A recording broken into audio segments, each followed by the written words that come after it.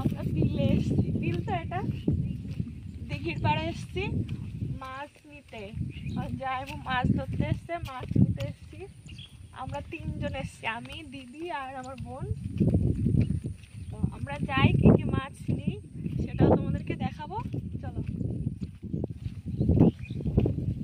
এই দিকটাতে আছে একটা বড় পুকুর আছে, সবাই দিঘি বলে, দিঘিও দেখাবো, আসো। এখানে কিন্তু অনেক বছর আগে একবার এসেছিলাম, আর এর মাঝেও দিদি বাড়িতে আসলে এখানে আসা হয় না, কারণ এটা আমার দিদি বাড়ি থেকে একটু দূরে, ওই হেঁটে 5-7 মিনিট লাগে, কিন্তু ওটাই অনেকটাই লাগে, কারণ এদিকে মানে আমার আসা হয় না ওই জন্যেই।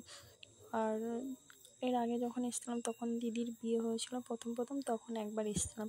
আর এই যে দিঘিটা বলে ওটা কিন্তু মানে মিনিমাম ঘুরতে প্রায় 1 ঘন্টা মতো লাগে, পুরো চারপাশটা ঘুরে আসতে সময় ঠিক অতটাই লাগে। আর এখানে এই যে সবাই মাছ ধরে, তারপরে এই যে এরকম মশারি মতো দেওয়া আছে, এর মধ্যেই মাছটা সবাই রাখে। আর প্রত্যেক দিন সকালবেলা কিন্তু মাছ বিক্রি হয়, মানে আড়তে নেওয়া হয়। আর এখানে অনেকেই আছে একসাথে, তো তারা সবাই মিলেমিশে থাকে আর মাছগুলো ধরে। আর এইখানে যখন ঢিল মেরে দেখা হচ্ছিলো যে আজকের এই ছোট্ট ভিডিওটি কেমন লাগলো অবশ্যই একটা কমেন্ট করে জানিও। আর দেখা হচ্ছে নেক্সট ভিডিওতে, অবশ্যই একটা সাবস্ক্রাইব করে পাশে থেকো।